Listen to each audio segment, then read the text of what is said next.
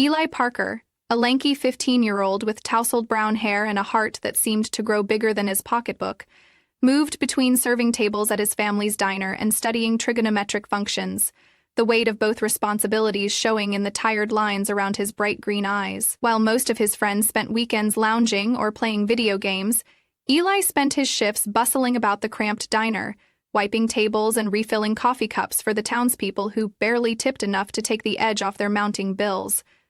His family had recently fallen on hard times, and the threat of foreclosure loomed over their small, one-story house like a dark cloud, constantly pressing, suffocating. "Food," Annabeth whispered. She stuttered and suffocated, but through it all Eli clung to his principles of kindness and hard work, ideas instilled in him by his mother, who always said that a good heart could bridge even the widest of gaps. It was a crisp Wednesday morning, the kind of morning where the sun peeked through the clouds, promising a gentle warmth. Eli's shift at the diner had just begun when a sharp chirp of the doorbell signaled the entrance of a familiar face, Mrs. Hazelwick, the elderly woman who lived 2 blocks away. Each day she came in for a single slice of apple pie and a scoop of vanilla ice cream, treating herself amidst her isolation. Today, though, she wore a concerned look, her fragile hands gripping her cane tightly, as if it were the last remnant of her independence. All the while, "Good morning, Mrs. Hazelwick. It's a beautiful day out," Eli greeted her with a smile, though he could see a storm brewing behind her soft hazel eyes. "It is, dear," she replied, her voice trembling slightly. But, as her words drifted, the bell above the door jangled again, and a rush of customers spilled in, their chatter clouding the quiet room. Eli sent a quick glance back at Mrs. Hazelwick, who stood at the entrance, anxiety etched on her face. He could feel the urgency in the air, painting lines of worry through her frail figure. "Let me help you with that pie," he said as he finished up taking another customer's order. He knew her usual order by heart, and quickly plated her dessert with a dollop of whipped cream on top. But instead of taking her usual seat, she hesitated, glancing toward the street outside. "Eli, dear, I need to cross the street. I have an appointment at the clinic." 3. Eli's heart sank.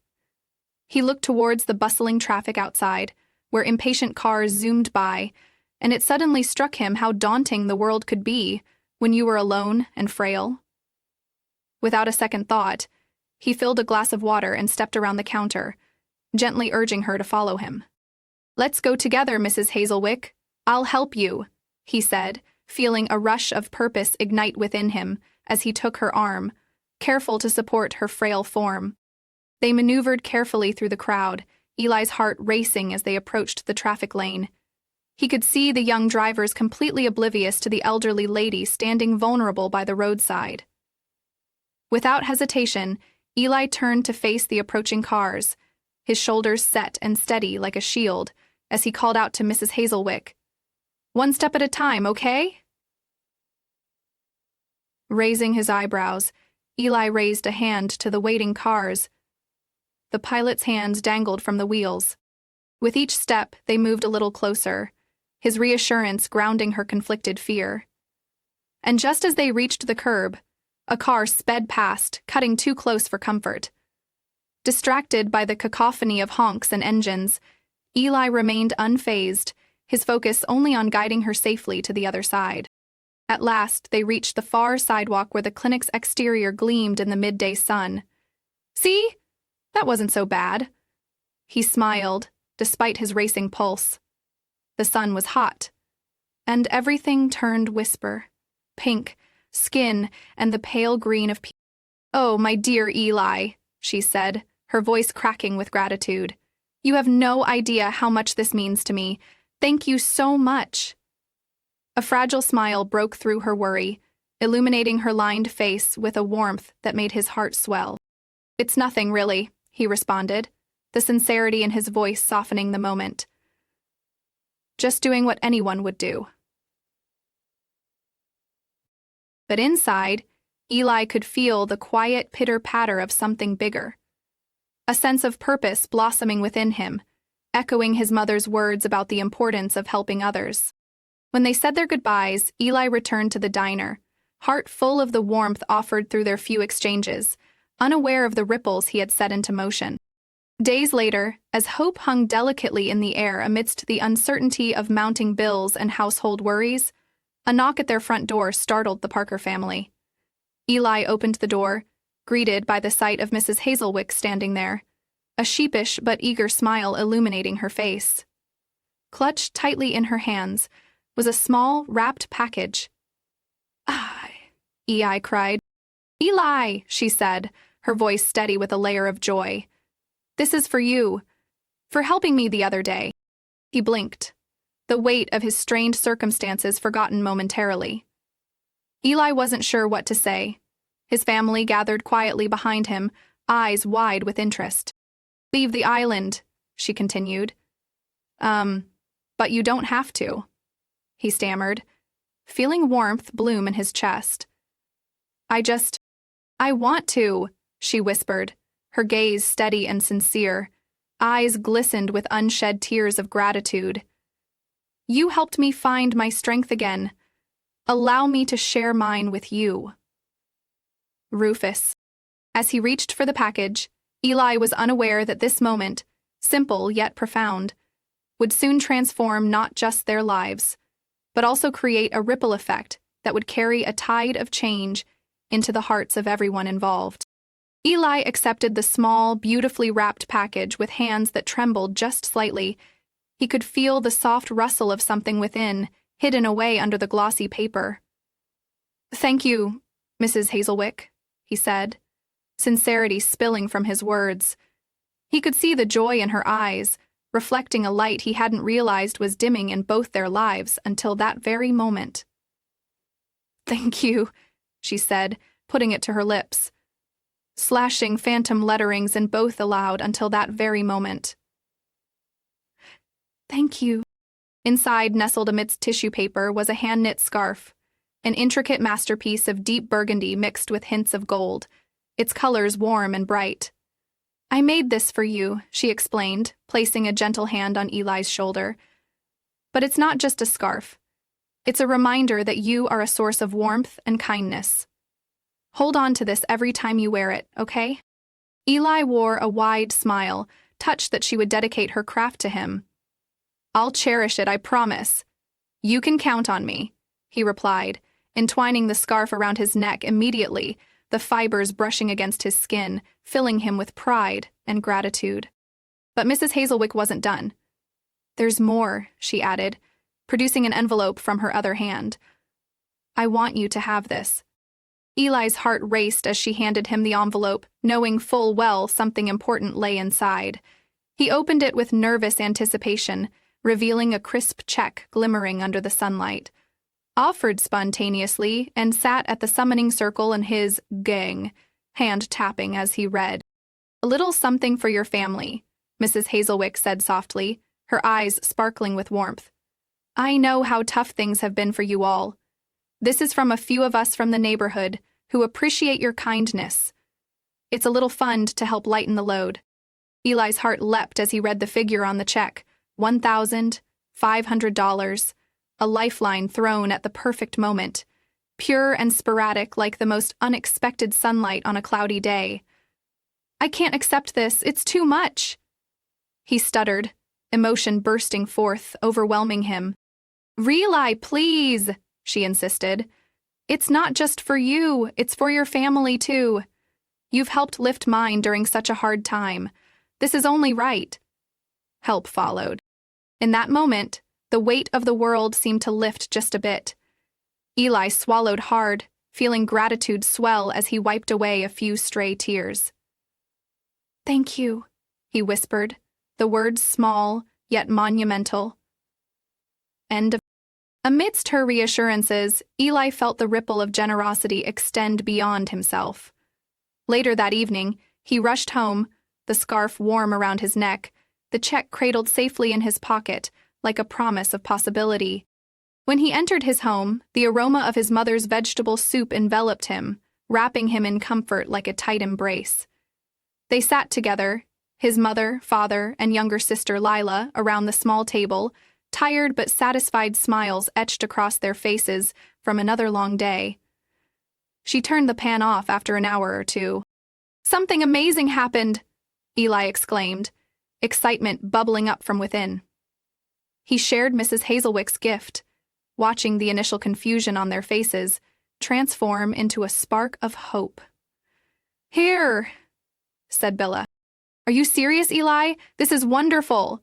His father's eyes widened, revealing layers of worry that had exacerbated over the past few weeks. The weight of uncertainty lightened as his fingers brushed against the paper. "We can put this towards the mortgage." His mother clutched his hand, tears glossing her eyes. "Oh, sweetie, I'm so proud of you. You bringing kindness to your day is the most valuable thing you could have given Mrs. Hazelwick." "Ush," she hissed at one of the girls. Dea put on her avoidance mask to swallow proud. Lila tucked herself under Eli's arm, her chin resting on his shoulder. "You're like a superhero, Eli. Can I wear the scarf too? It smells nice." "Thanks for the healing water," she asked. The next week brought undeniable changes. His father, hesitant but hopeful, began to network once again in his spare time, emboldened by their conversation over dinner. The small check provided that much-needed breathing room, inspiring both him and Eli to seek potential opportunities they had feared exploring. "Puna ina bina bina." Meanwhile, Eli continued visiting Mrs. Hazelwick regularly, forming a bond that transcended their age. He sat with her, swapped stories, and marveled at how her eyes sparkled when sharing tales of the past. Simple joys that breathed life back into an otherwise mundane week. They even visited the local farmers market together, where Mrs. Hazelwick insisted they stop for lemonade. One afternoon, while leaving from her place carrying a basket filled with cookies she'd baked just for him, Eli found some neighborhood kids playing basketball at a nearby court. He waved and opted to join, feeling the buoyancy of spirit in the air. For the first time in ages, he felt the inhibitions of financial stress fade as they shot hoops under the sun. As laughter drifted and friendly competition ensued, he noticed someone standing off to the side, a boy he'd never seen before, observing intently. He decided to walk over and introduced himself. "Hey, I'm Eli. Want to play?" The three of them started chattering, an earth elder swept up and out of the mud. The newcomer, a shy kid named Lucas, lit up like fireworks as they played and talked. With each layup and dribble, Eli found himself discussing the struggles both their families faced. Lucas, too, understood what it felt like to carry a heavy heart. "Sometimes people just lose hope, you know," Lucas said, wiping sweat from his brow as he stepped back to catch his breath. "But you seem to find ways around it. That's pretty cool." I waved it off. "Sure," I replied, puzzled once and frowned. In that single conversation, his budding friendship with Lucas encouraged Eli's spirit even more. The connection weighed heavy with mutual understanding, and he found a new ally to brainstorm ways to make some extra cash.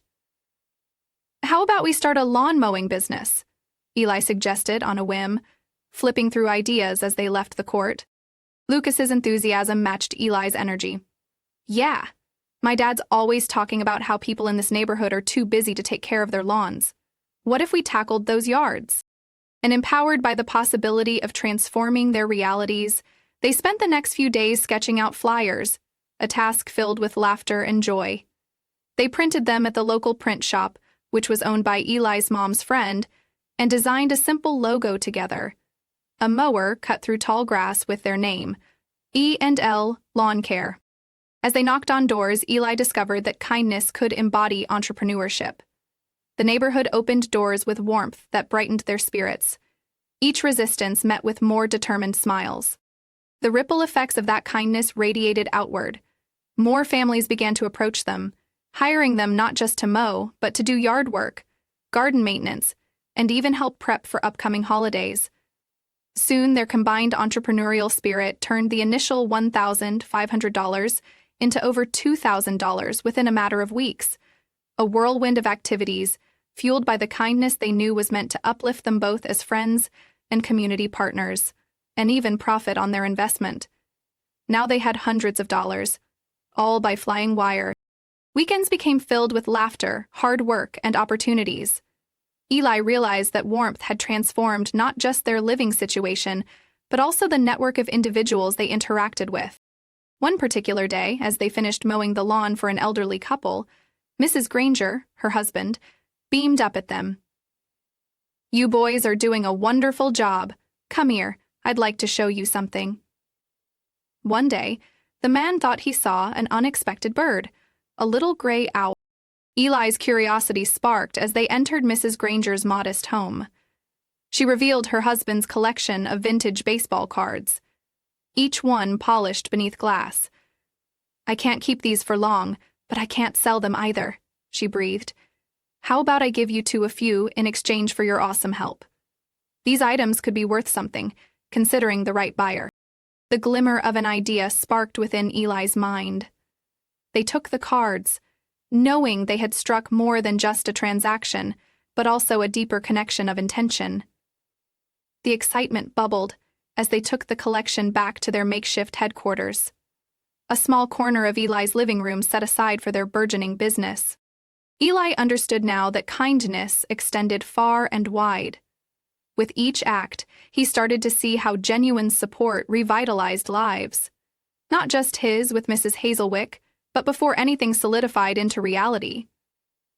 He promised to embrace the network of connections built upon empathy.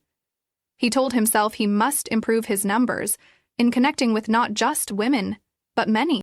As they researched and reached out to collectors around town, Eli felt inspired anew.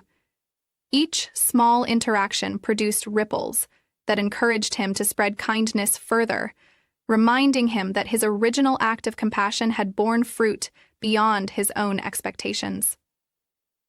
Preface. And as their business thrived while his family began to recover, Eli realized that kindness didn't just transform individuals. It wove a fabric that connected them all. The realization wrapped around him like the warmth of Mrs. Hazelwick's scarf. It reminded him of the power that lay in lending a hand, the profound differences he could make through the simplest gestures, and how love reshaped their lives in intricate ways. Tama. Tama. Tama. Eli continued embracing countless moments that inspired transformation in both others and himself, finding strength in vulnerability and resilience, and watching hope take root in the hearts around him. And just like that, as the sun beamed through their window one chilly afternoon, Eli imagined a world nurtured by compassion, unabated through hardships, where every ripple of kindness continued to extend into the infinite horizon. As summer blossomed into full swing, Eli's lawn care venture with Lucas evolved into a beacon of opportunity. With each mowed lawn and tended garden, they gathered more homes, and with each completed job, they felt the embers of their small business ignite into a roaring flame. The neighborhood embraced the boys, inviting them into families that once felt like strangers, and drawing friendships that would last beyond the long hedge trimmers and grass clippings. She used to watch her husband wrap the victims' coffins and tombs and soak them desperately in their blood. Eli was filled with a sense of purpose that pushed him out of the confines of fear that had once loomed so large in his home. The pressure of impending financial instability dwindled in the face of the overflowing gratitude surrounding him. Each morning brought different challenges, but nothing felt insurmountable with Lucas by his side, fueled by their shared determination and resilience. "Poured you into sleep's worthy master." One warm Saturday afternoon, as they finished up mowing the sprawling yard of Mrs. Fernandez, an elderly widow with a penchant for gardening, she waved them over with her signature smile. Eli noticed her garden blooming with intricate colors, each plant a testament to her years of care, her spirit thriving amidst greens and pinks. She was eager to consultate them. She had 4 houses, 2 cars, and 1. "You boys have done such a wonderful job," she said, placing her hands on her hips, surveying the freshly cut lawn. "You uplift my spirits every time you're here. You remind me of my sons, always trying to make life brighter, even in the darkest of times." Their eyes lit up as she praised their efforts, her affection wrapping around them like a warm blanket. She continued, "I want to give you both a token of gratitude." Eli felt a rush of warmth at her kindness, ready to decline as usual, but Mrs. Fernandez was quick to place a small envelope in Lucas's hand. "Open this later, boys. It's not much, but I hope it brings you a bit of joy." As the sun dipped lower in the sky and cast golden hues across the neighborhood, Eli and Lucas finished their final job of the day and plopped down on the porch steps of Eli's home, both spent yet bubbling over with laughter and camaraderie. "Did you see Mrs. Fernandez's face? It was priceless," Lucas chuckled, sweat glistening on his brow. "Honestly, her garden looks amazing. I can't believe she wanted to give us something. She's already so generous letting us help her out," Eli replied, a sense of appreciation swelling within him. The sky glistened, and he perceived 7 of them. With excitement, Lucas unveiled the small envelope, revealing a neatly folded check nestled inside. Eli watched as Lucas's face transformed, confusion shifting to sheer astonishment. "Oh my gosh, this is an extra $500. Shocked, Eli leaned in to take a look himself. "What? For real? That's incredible." The weight of their efforts rushed upon Eli, illuminating their hard work in vivid color. "I can't believe it." "For what?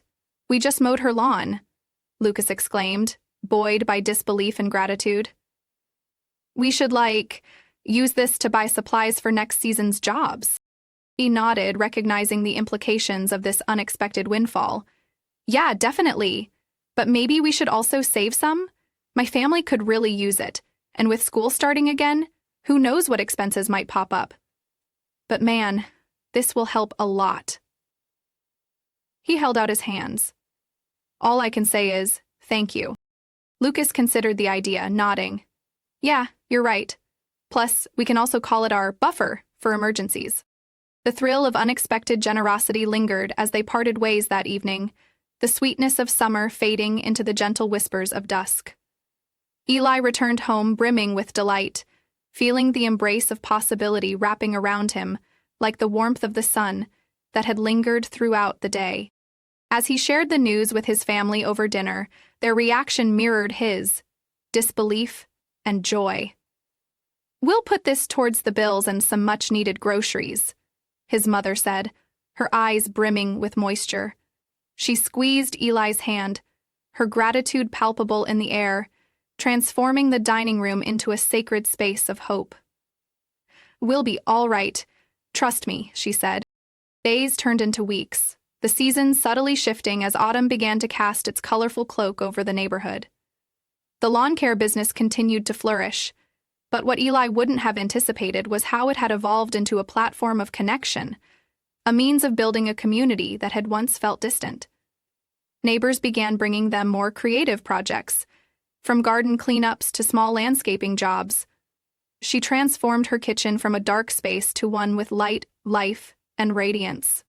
On one crisp Saturday morning, they were hired to assist in a local park at an event organized to rejuvenate the community's space.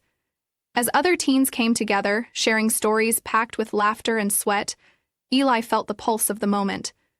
Many were inspired by their own family stories. Families had come together through struggles, ensuring they would not let hardship define them. The air buzzed with energy as Eli and Lucas directed efforts, leading the charge on a massive planting project for a new flower bed, an alluring patch that would entice families for years to come. Eli felt the fruits of compassion sown into their plans.